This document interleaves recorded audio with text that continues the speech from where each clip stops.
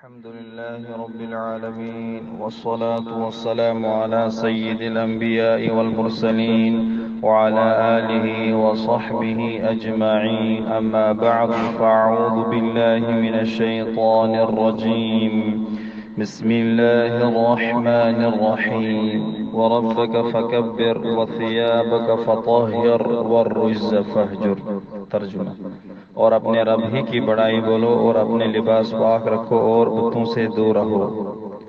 صدق اللہ العظیم۔ خواتین حضرات، یہ کلمات موجودہ وبا کووڈ-19 کے متعلق بھی صادق آئے ہیں۔ پچھلے سال کے آخری دنوں میں جنوبی چین کے شہر ووہان میں واقع سمندری غذائی مارکیٹ سے کووڈ-19 نامی وبا پھیلی ہے۔ مذکورہ شہر ووہان کثرت سے اعلیٰ رہائشی محلات اور تجارتی و کاروباری بلڈنگز اور فیکٹریز پر مبنی شہر ہے، جس میں بکثرت چینی عامل حیوانات پر تشخیصی کارروائی کر رہے ہوتے ہیں۔ کہا جاتا ہے یہ وائرس کورونا چمگادڑ سے پیدا ہوا، جو جنگلی جانوروں کی تشخیصی کارروائی کے دوران اس سے بلی کی طرف اور پھر اس کے بعد انسان کی طرف منتقل ہوا۔ شہر ووہان میں تجارتی امور میں بکثرت عروج پر ہوتے ہیں، جس کی آبادی 11 ملین سے زیادہ ہے۔ جنوری کے آخر میں جب ووہان مارکیٹ کو بند کیا گیا تو ایک اندازے کے مطابق اس شہر سے 50 لاکھ افراد کا جمع غفیر دیگر شہروں کی طرف چلا گیا، جو دوسرے شہروں میں اس مصیبت کے پھیلنے کا سبب ثابت ہوا۔ ووہان بین الاقوامی ہوائی اڈے سے ہوائی جہازوں کی آمد و رفت کی سالانہ تعداد کم و بیش 1,70,000 ہے۔ ہوائی اڈے کے زیر نقل و حمل کے ذرائع کی مقدار تقریباً 1,033 ٹن ہے۔ یہ تفاصیل 2011 کے اعداد و شمار کے موافق ہے۔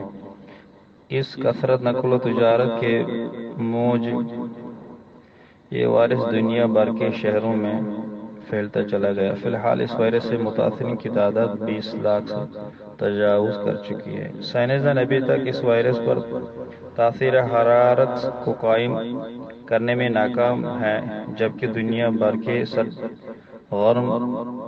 سرد و گرم ممالک میں اس سے متاثر اموات میں روز بروز اضافہ ہوتا جا رہا ہے۔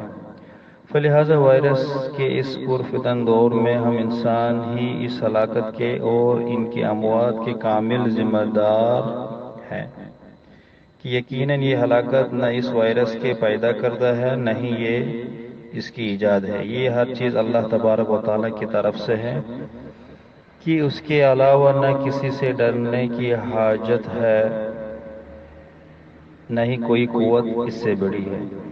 کوئی ہلاکت از خود کسی ایک شخص سے دوسرے کی جانب منتقل ہونے پر قادر نہیں، اگرچہ کہ جراثیم اور کیڑے منتقل ہوتے ہیں۔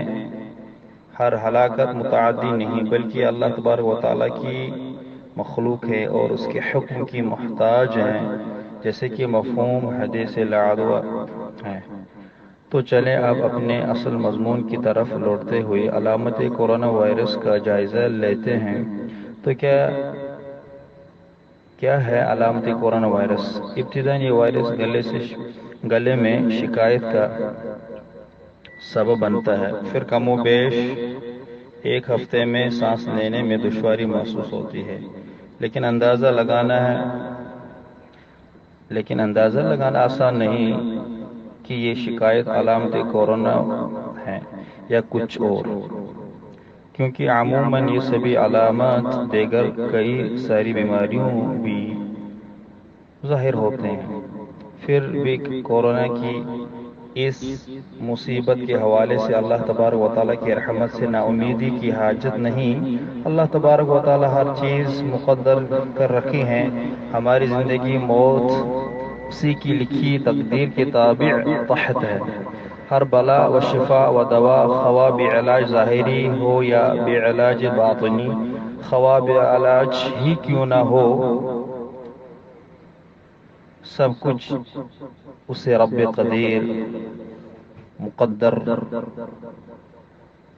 کی طرف سے ہے اور وہی شفا بخشنے والا ہے، اور اس کے علاوہ نہ کسی کی مجال ہے نہ مرضی۔ کرونا کا اب تک کا متعمد اب مجرد علاج صرف انسان کی اپنی قوت مدافعت ہے، جو کہ بلا شبہ انسان کو اس کے مالک حقیقی عطا کردہ صلاحیت ہے، اور اس سے بڑھ کر کچھ نہیں۔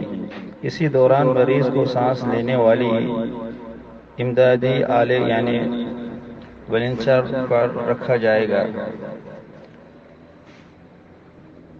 جبکہ اس کا مدافعتی نظام اس قابل ہو کہ وائرس کا دفاع کر پائے۔ ابھی تک تجربہ کاروں کو کورونا کے دفاع میں کوئی دوا ڈھونڈ نکالنے میں کامیابی حاصل نہ ہوئی، لیکن تشخیص کاروں کی اطلاع کے مطابق سال کے اختتام سے پہلے ہی امکانات ہیں، اگر اللہ نے چاہا کہ اللہ ہی کار ساز اور اسی پر ہے بھروسہ۔ بہت ممکن ہے کہ یہ وائرس بعض اعضاء کی خرابی یا معزولی جیسے کشیدگیوں یا دیگر مضر اثرات کا سبب بھی بن سکتا ہے، جو مریض کو وفات تک پہنچا دیں گی۔ تاہم کثیر السن، ضعفاء، مریض ذیابیطس و دل کے مرضى کو اس مرض کورونا سے متاثر ہونے کا خدشہ زیادہ ہے۔ یہ وائرس ایک قسم کی وبا ہے۔ وبا اور طاعون میں فرق ہے، اور یہ وائرس کوئی طاعون نہیں بلکہ اقسام وبا سے ہے۔ آج ہم صفائی کی اہمیت کے متعلق بات کر رہے ہیں۔ یہ کہنا غلط نہیں ہوگا کہ مسلسل صفائی برقرار رکھنا اور سوشل ڈسٹینس قائم رکھنا اس وائرس کے خلاف بہترین ڈال ہے۔ عالمی ادارہ صحت کے ابتدائی اعلانات کے مطابق اس مرض میں مبتلا ہونے کے بعد اس کی علامت ظاہر ہونے تک تقریباً 2 ہفتوں کی مدت درکار ہے، جبکہ فی الوقت یہ مدت بڑھ کر 24 دن کی ہو گئی۔ جن لوگوں پر اس کی علامت ظاہر ہو رہی ہو ان کو 2 ہفتوں کے لیے آئسولیشن یا کوارنٹائن کر دینا ہی مناسب ہے، چاہے وہ ہمارے لیے کام ہی کیوں نہ کر رہے ہوں۔ انہیں کوارنٹائن کرنے میں ہی عافیت ہے کہ اس طرح وائرس سے دوسرے لوگوں میں منتقل ہونے کے امکانات ختم ہو جائیں۔ ممکن ہے کہ یہ وائرس اپنے حامل پر اپنی علامت ظاہر ہونے سے پہلے ہی دوسروں کی طرف منتقل ہو جائے۔ وائرس کو ایک سے دوسرے منتقل سے روکنے کے لیے کسی بھی کام سے پہلے یا وقتاً فوقتاً صابن یا اس کے مثل ہاتھوں کا دھونا رہنا چاہیے، اور ہمیشہ چہرے پر فیس ماسک کا استعمال کافی مفید ہوگا، کیونکہ اس وقت تک کوئی مصدقہ تحقیق نہیں کہ کس طرح یہ وائرس کسی کے چھونے یا پھونکنے یا کھانسنے سے پھیلنا ہے۔ کھانسی کی صورت میں منہ اور ناک کا فیس ماسک کے ذریعے احاطہ کیا ہوا ہونا چاہیے کہ عام طور پر سے سانس نہ لیں۔ نیز کسی چیز کو ہاتھ سے چھونے کے بعد آنکھوں، ناک اور منہ کو چھونے سے گریز کرے جو وائرس سے آلودہ ہو سکتی ہیں، مثلا نقد کیش، اخبارات، گاڑیوں کی نشستیں جیسی کار سیٹس وغیرہ سے کم از کم 1-2 میٹر کا فاصلہ بنا رکھیں۔ استعمال شدہ دستی، ٹیشو پیپر وغیرہ کو ادھر ادھر سڑکوں پر پھینکنے نہ ہی عمارتوں کے آس پاس بلکہ مناسب طور سے ضائع کر دیں، اور ہر بار اچھی طرح ہاتھ بھی دھو لیں۔ مذکورہ وائرس اپنے ہم مماثل خاندان اقسام کورونا میں سے ایک کے ساتھ اقسام میں سے ایک قسم ہے۔ آئیے اب بقیہ اقسام کا بھی مختصر سا ذکر کر لیتے ہیں۔ اللہ تعالی ایام خلافت حضرت عیسیٰ علیہ السلام کے دوران یاجوج ماجوج کے خاتمے کی خاطر یکے بعد دیگر مہلک بیماریوں کو بھیجے گا، لیکن یہ انسانوں کے خاتمے کے لیے نہ ہوگا بلکہ صرف ان 2 اقوام یاجوج ماجوج کے خاتمے کے لیے ہوگا جو قبل از قیامت خروج کریں گے۔ شاید یہ وائرس جو ابھی ہمارے زیر بحث ہے اللہ کے نبی عیسیٰ علیہ السلام کی آمد کا پیش خیمہ ہے۔ اللہ ہی بہتر جانتا ہے۔ چنانچہ ارشاد خدا بندی ہے وما يعلم جنود ربك الا هو وما هي الا ذکرى للبشر، سورۃ المدثر۔ اللہ سبحانہ و تعالی نے جنود ربک کے تحت ہمیں اپنے لشکر کے متعلق آگاہ فرمایا ہے۔ فرشتے و دیگر مخلوقات کا شمار بھی ان لشکروں میں ہوتا ہے، اور اگر یہ آیت جہنمی خزانوں کے تناظر میں آئی ہے، جیسے کہ مشاہدہ ماضی کے مطابق پچھلے امتوں پر کئی ایک قسم کے لشکر صورت عذاب نازل ہوئے ہیں، چنانچہ ارشاد ربانی ہے فَأَرْسَلْنَا عَلَيْهِمُ الطُّوفَانَ وَالْجَرَادَ وَالْقُمَّلَ وَالضَّفَادِعَ وَالدَّمَ آيَاتٍ مُفَصَّلَاتٍ فَاسْتَكْبَرُوا وَكَانُوا قَوْمًا مُجْرِمِينَ، سورۃ الأعراف۔ رب تعالی نے آیت بالا میں طوفان، چڈوں اور جوں، مینڈکوں اور خون کی عذابت کا تذکرہ فرماتے ہوئے ہمیں گویا کہ اپنے لشکروں کے متعلق آگاہ فرماتا ہے۔ اسی طرح اللہ تبارک و تعالی نے ابرہہ پر بھی اپنا لشکر بھیجا جب اس نے کعبۃ المشرفہ کو ڈھانے میں کا عزم کرنے کی سرکشی کی۔ رب تعالی نے ابرہہ کی اس جرأت قبیحہ کے جواب میں اس پر لشکر ابابیل بھیجا۔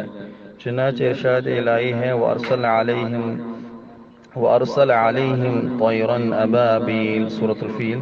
اسی طرح یہ سب اللہ تبارک و تعالی کے لشکر ہیں، اور اس کے لشکروں کو اس سے بہتر کوئی نہیں جانتا۔ وہ کیا ہے، اس کی حقیقت، اس کی جنس اور اس کا زمرہ، اس کی سب صفات کا حقیقی علم صرف اللہ تبارک و تعالی ہی کو ہے، نہ کہ اس سوا اسے کوئی نہیں جانتا۔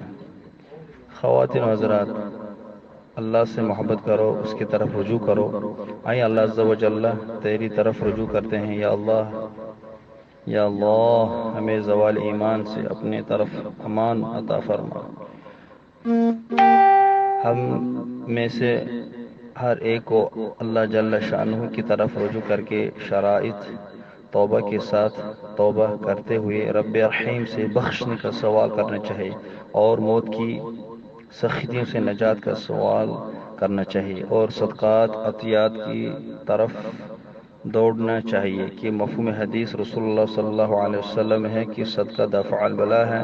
رسول کریم صلی اللہ علیہ وسلم کے ایک اور فرمان کا مفہوم ہے کہ اپنے وباؤں کو صدقہ کے ذریعے دفع کرو، لہذا وبا اس کے زمانے میں لوگوں کی خدمت کی طرف متوجہ ہو۔ اللہم یا کاشف البلواء ربنا اکشف عنا العذاب انا مؤمنون انا مطیعون انا خائفون وجلون الى بابك آئبون تائبون، وصلی اللہ تعالی علی خیر خلقہ سیدنا محمد وآلہ وصحبہ اجمعین، والحمد للہ رب العالمین۔ السلام علیکم۔